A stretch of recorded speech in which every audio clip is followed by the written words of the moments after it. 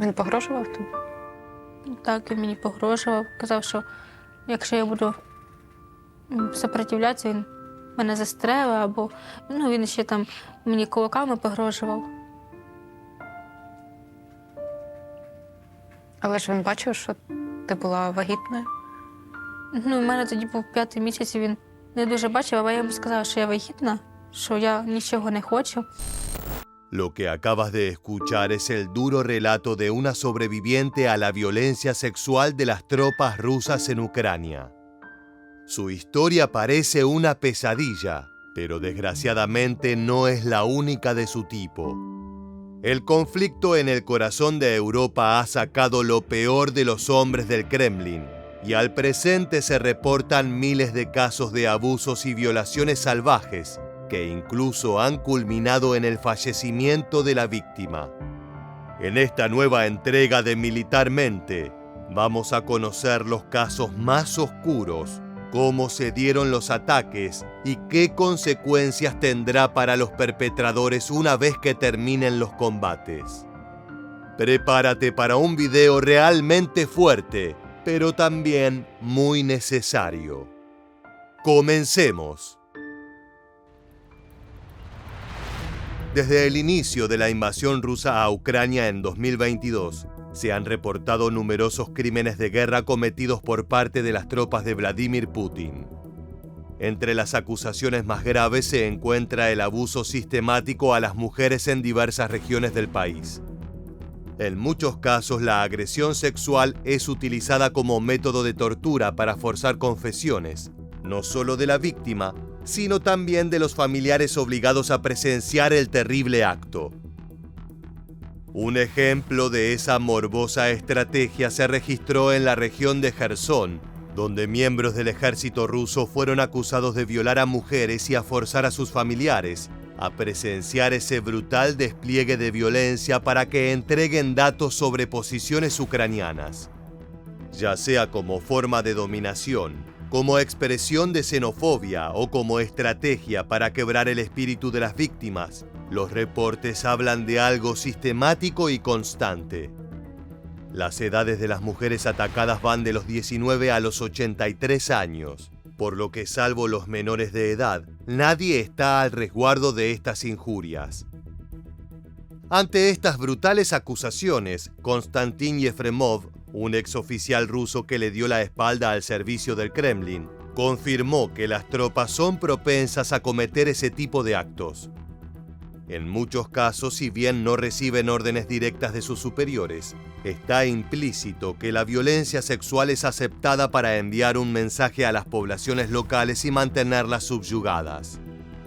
Yefremov habla con conocimiento de causa.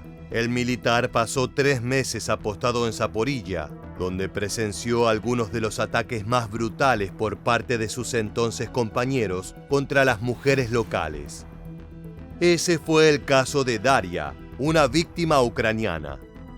A continuación escucharemos su testimonio sobre los abusos que sufrió por parte de hombres del Kremlin durante un proceso de interrogación al que fue sometida toda su familia. Він допитував деякий час і в якийсь момент сказав, що мені це набридло, ви не зізнаєтесь, і ніхто нічого не каже, і ставайте всі в ряд, і я вас зараз розстріляю однією кулею, станьте в ряд, щоб було економніше і швидше.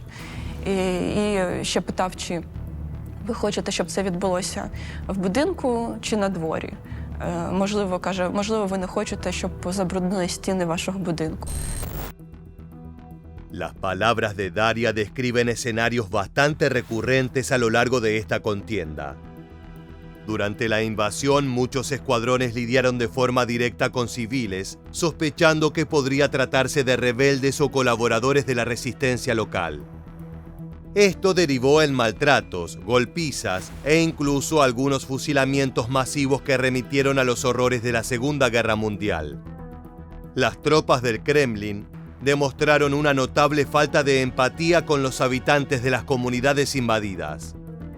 Pero este caso puntual es diferente, aunque no por eso menos terrorífico. En primer lugar, el soldado jugó con sus víctimas como una bestia depredadora que coqueteaba con su presa antes de asesinarla. La sola idea de preguntar si la familia prefería ser ejecutada en el interior de la casa o en el jardín es tétrica, pero tenía un motivo ulterior: aterrarlos para doblegar su espíritu. Luego de varios segundos de tensión, el hombre del Kremlin hizo un disparo al techo, confirmando que todo había sido un simulacro para torturar a los ucranianos. Sin embargo, no estaban libres del todo. Aún faltaba un paso más en el oscuro plan del invasor. Він пішов, сказав, що на ранок я повернуся. Якщо буде ще якийсь наказ з керівництва, то я можу на ранок повернутися і зробити те, що я вам пообіцяв. Ну, звичайно, ми всю ніч не спали. Це був колосальний стрес для нас, і це була просто шокова ситуація. Una vez que los uniformados se marcharon, el clan respiró pensando que ya estaban a salvo. Tal vez lo único que quería ese sujeto era atemorizarlos para evitar que colaboraran con la resistencia. ¿Acaso podría haber algo peor que aquella experiencia de ponerlos en fila para ser fusilados en su propio hogar? Desgraciadamente sí lo había. Al día siguiente el hombre regresó, ya sabiendo que la familia estaba aterrorizada y completamente a su merced. Les dijo que recibió órdenes de continuar el interrogatorio y que había sido autorizado a emplear métodos aún más agresivos con sus rehenes. Si bien no se habló de fuerza mortal, la familia tenía en claro a qué tipo de acto se refería. Con un entusiasmo sádico, el uniformado indicó que no se iba a marchar hasta obtener respuestas sobre las posiciones ucranianas y los movimientos de milicianos en la región. Entonces apuntó a Daria, la más joven del clan, y le indicó que lo acompañara. Continuemos con el espeluznante relato de la muchacha. Він взяв мене за руку, відвів на другий поверх будинку, посадив на ліжко і каже: роздягайся. Я зрозуміла, до чого це йде. І я кажу, що чи ти будеш мене питати щось за телефон? Він каже, що твій телефон мене не цікавить. Pese a los intentos de Daria, el soldado no se distrajo con elementos que en otro contexto deberían ser una prioridad durante un interrogatorio. Ella sabía lo que su captor buscaba. El militar no estaba allí para obtener información, sino que buscaba aprovechar su estatus y la amenaza de muerte para violentarla sexualmente. Це не був допит, це було зґвалтування. І я не хотіла чинити супротив. Як я не хотіла? Звісно, я хотіла, але я розуміла, що якщо я буду зараз плакати чи якось відбиватися, то він може розізлитися і це може гірше закінчитися. Daria trató de abstraerse de la brutal situación que estaba viviendo. Sabía que gritar podía desencadenar la furia del soldado y terminar con toda su familia presa o incluso peor. Una vez consumada la violación, el soldado desapareció. No efectuó ninguna pregunta ni tomó ningún testimonio en esa casa. Su misión estaba completa. Daria sobrevivió al ataque, pero las cicatrices mentales son tan dolorosas como las físicas. En el presente se encarga de difundir su historia para concientizar a Occidente sobre estas prácticas. De acuerdo con informes realizados por organismos de derechos humanos especializados en agresiones sexuales, en Ucrania, las tropas rusas están empleando el ultraje como un arma estratégica para doblegar a las comunidades. Puede sonar barbárico, pero eso es lo que indican las impactantes cifras que se registran desde el comienzo del conflicto. Un representante de las Naciones Unidas en diálogo con prensa internacional dejó en claro su postura respecto a la problemática. Cuando las mujeres son prisioneras durante días para violarlas, cuando empiezan a ultrajar a niños y jóvenes, incluyendo mutilación genital, cuando escuchas testimonios que hablan de soldados rusos que llevan Viagra en su equipamiento, estamos hablando claramente de una estrategia militar. De acuerdo con las víctimas, los ataques fueron tácticas deliberadas para deshumanizarlas. Los primeros reportes de actos semejantes se hicieron públicos a los pocos días de comenzado el conflicto. Al cabo de unos meses, los documentos denunciaban cientos de casos de violaciones efectuadas por uniformados del Kremlin, a su paso por diversas comunidades que habían sido recientemente conquistadas. Además de los ya conocidos eventos de masacres y fusilamientos a civiles inocentes, también salieron a la luz ultrajes efectuados contra hombres y mujeres de diversas edades. En algunas instancias, las violaciones fueron realizadas en repetidas ocasiones a lo largo de un periodo de tiempo extendido. Lo más preocupante y sobre lo que enfatizan los organismos de derechos humanos es que las denuncias son solo la punta del iceberg. La enorme mayoría de los ataques no llegan ni a la documentación oficial y mucho menos a las noticias. Por lo general, las víctimas se quedan en silencio temiendo que al hablar serán ejecutadas a sangre fría por sus abusadores. A continuación escucharemos las duras palabras de Marina, nombre ficticio de una joven ucraniana que decidió resguardar su identidad para contar sus terribles vivencias durante la ocupación de su ciudad. Ну, це ж коли вони її зайшли, нас їх з погреба позвали, сказали, типу, щоб дівчат, ну, таких як я, от моя сестра, там ще була дівчина менша. Сказали, щоб таких як нас, типу, щоб менше там ходили, щоб нас менше бачили, тому що є такі військові, які, ну, напевно, що гвалтують там. El relato de Marina deja en claro dos cosas: que no todos los soldados participan en las violaciones, pero que la totalidad de la fuerza está al tanto de los crímenes que se están efectuando en Ucrania. La joven, quien en ese momento estaba embarazada, tomó el consejo del enemigo y mantuvo un perfil bajo durante los días que su ciudad estuvo ocupada por las tropas del Kremlin. No fue fácil, ya que los recursos escaseaban y era necesario salir a la calle para adquirir insumos básicos como comida y elementos sanitarios. Desgraciadamente, todo el cuidado que tuvo durante días se vino abajo una tarde en que un grupo de soldados ebrios ingresó a la vivienda. Al entrar notaron que en una de las paredes había algunas condecoraciones y premios militares, lo que los enfureció, temiendo que en ese hogar se ocultase algún miliciano. Destruyeron todo, dispararon a las paredes y pusieron a todos los miembros del clan en fila, casi como si estuvieran a punto de fusilarlos juntos. Cuando las víctimas estaban completamente aterradas, los uniformados repitieron el mismo modus operandi que relató Daria en el primer caso de este video. Dispararon al aire, les indicaron que se iban a retirar por algunas horas, pero que iban a regresar para completar su interrogatorio. Durante un tiempo la familia se tranquilizó pensando que lo peor ya había pasado, pero estaban gravemente equivocados. 3 hombres regresaron. Esta vez uno de ellos estaba más ebrio y furioso que en la primera visita. Gritaba que no se iba a marchar hasta descubrir a quién pertenecían esas condecoraciones militares y que tenían permiso de utilizar todo tipo de métodos para obtener las respuestas que demandaban. Fue entonces que el borracho posó su mirada en Marina. Заходить і питають, типу, кому тут скільки років? Там була, я, була мама, моя сестра, і це ж він іменно спрашував дівчат. І там була дівчинка теж 13 років.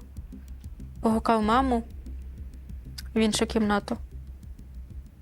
Маму він швидко відпустив, потім погукав мене. El procedimiento fue sospechosamente parecido al que te narramos en el caso de Daria. La violación se efectuó en un cuarto contiguo, casi como esperando que el resto de los presentes escucharan el morboso acto de ultraje que llevaba a cabo el soldado. Es por la repetición de estas acciones que los expertos afirman que estos crímenes son en realidad una táctica militar sistemática. La gran duda es si las órdenes llegan desde los altos comandos o son prácticas salvajes que han surgido esporádicamente en las unidades que se encuentran en combate hace largo tiempo. Lejos del control y la autoridad, con la pérdida de valores y ejes morales que genera la guerra. Continuemos escuchando el relato de Marina. Зґвалтував мене. Він погрожував тобі? Так, він мені погрожував, казав, що якщо я буду сопротивлятися, він мене застрелить, або він ще там мені кулаками погрожував. Luego de un tiempo, la madre de Marina se desesperó. Tenía miedo de que su hija no solo fuera abusada, sino también asesinada por el sujeto. La señora sabía muy bien que los uniformados rusos solían deshacerse de las jóvenes a las que ultrajaban. Había escuchado las historias y rumores que fueron esparciéndose desde el inicio de la invasión. En un estado de histeria, la mujer se dirigió a los otros 2 soldados presentes en el lugar, los cuales estaban notablemente menos ebrios. Con lágrimas en los ojos, les suplicó que detuvieran el ultraje, que su compañero iba a violar de una joven embarazada de 5 meses y en el proceso podía llegar a matarla. Mientras tanto, dentro de la habitación, Marina acababa de sufrir el primer ataque, pero su agresor no estaba satisfecho. Мене до сих пор я запам'ятаю цей перегар, цей дуже там вонючий. Я намагалася його відштовхнути, але він, хоч і був і п'яний, але він був сильніший, ніж я. Ще раз продовжити. Тоді я його відштовхнула сильно, він розізлився, хотів мене вдарити. Я з кулака хотів вдарити по обличчю. 2 чоловіків російських, військових. І от вони мене забрали тоді і сказали цьому військовому, що його чекають. Погано йому буде. Después de la reprimenda, el soldado fue detenido por sus compañeros e interrogado en presencia de Marina. Es una incógnita si sabían qué iba a suceder y no les interesaba, o si realmente fueron sorprendidos por el ataque. Lo cierto es que el agresor no admitió su crimen, pero su visible estado de borrachera lo delató ante el resto de los rusos que lo estaban cuestionando. El violador intentó sugerir que la muchacha lo sedujo, pero nadie creyó en su palabra. Entonces uno de los soldados del Kremlin se dirigió a Marina y le preguntó si quería que lo fusilaran frente a ella. La muchacha titubeó, pero rechazó la oferta afirmando que no podía cargar en su conciencia con la imagen de una persona siendo asesinada de esa manera.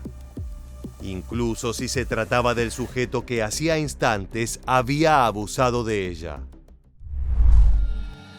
Al explicar la proliferación de estos crímenes, analistas de diferentes partes del mundo también han propuesto otra explicación.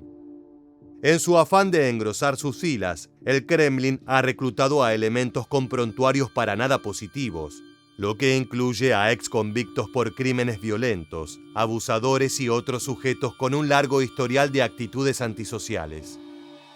En el caso puntual de Marina, los compañeros del abusador fueron quienes le brindaron un poco de contexto a la muchacha.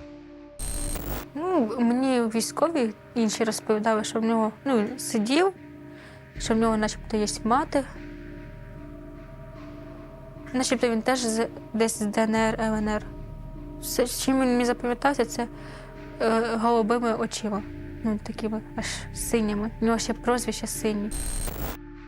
Hablar de números concretos y rangos es realmente difícil, ya que ningún bando lleva un registro riguroso de lo acontecido en el frente de combate.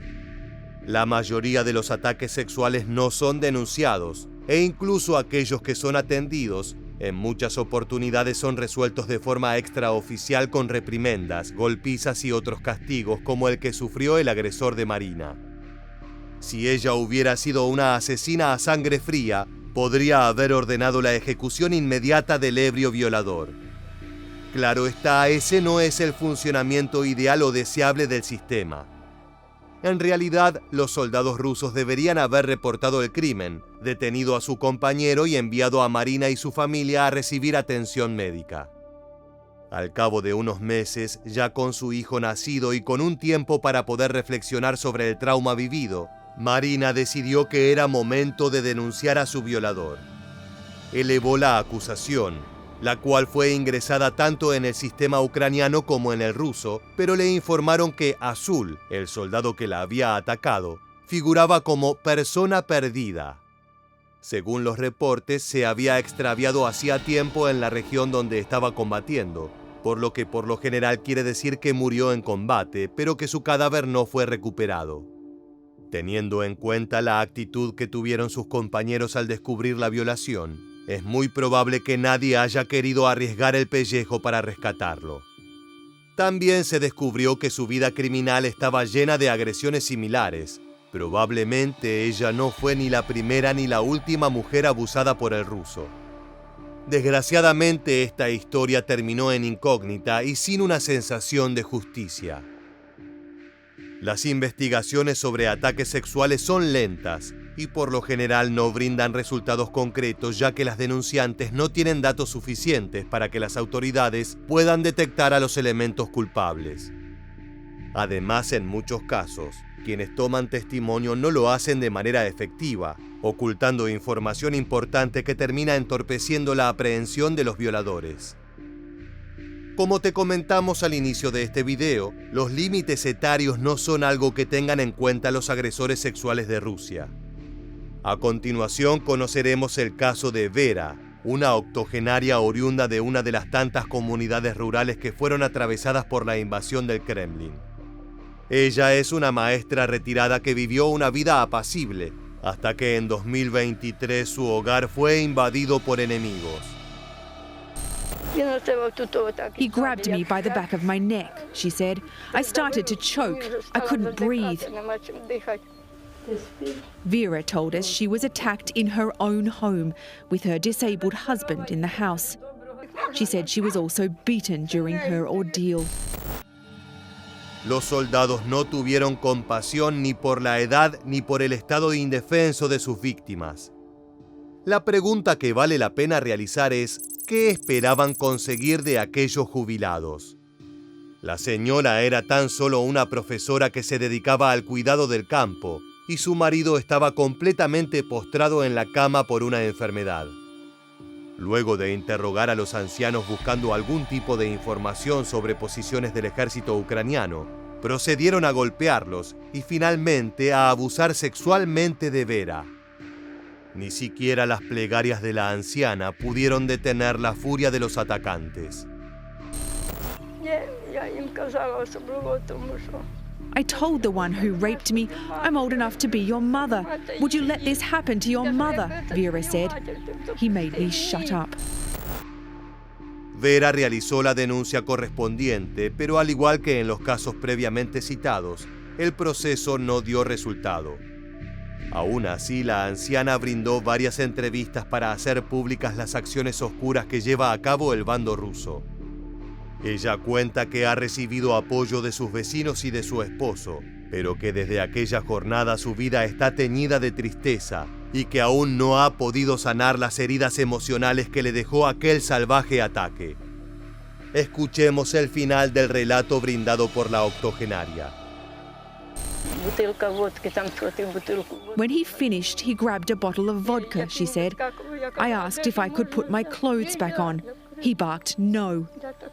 She told us when he left, he fired his assault rifle in the air 3 times outside. Como puedes ver, hay muchos elementos que se repiten a lo largo de estos relatos de horror. Los abusadores se acercan a sus víctimas con la excusa de realizar interrogatorios o inspeccionar las casas de familias indefensas. Por lo general se concentran en hogares donde no hay demasiadas figuras masculinas para defender al clan o en parejas de ancianos que no pueden oponer resistencia. El uso de las armas de fuego también es notable. En las 3 violaciones que analizamos en este video, los rusos realizaron disparos al aire para establecer su dominación y amedrentar a sus presas. Es tétrico pensar que esos ataques son empleados como una herramienta de guerra psicológica, humillando a la población invadida para pisotear cualquier ánimo de rebelión. Al momento de edición de este video, los reportes de agresiones sexuales en territorio ucraniano siguen en aumento. De parte de ninguno de los 2 gobiernos beligerantes hay políticas apuntadas a la reducción de estos casos o el procesamiento legal de los culpables. Lo preocupante es que más allá de la falta de acción de las autoridades rusas, lo cierto es que la gestión de Volodymyr Zelensky no ha aportado las herramientas necesarias a las víctimas. Los casos de violación han sido utilizados como propaganda para mostrar lo peor del Kremlin, pero en lo concreto, las mujeres abusadas han tenido que arreglárselas por su cuenta para denunciar y recibir atención psicológica. Es por eso que las organizaciones de derechos humanos y los periodistas han sido de gran importancia para echar luz sobre tanta oscuridad. Desde este canal esperamos que pueda revertirse esta crisis y que los violadores pasen el resto de sus días tras las rejas. De esta manera llegamos al final de un video especialmente duro. Si te interesa este tipo de contenido y quieres seguir descubriendo los detalles más impactantes de la guerra en Ucrania, te invitamos a suscribirte y activar las notificaciones de nuestro canal. Sin más, nos despedimos hasta la próxima entrega de Militarmente. Gracias por acompañarnos.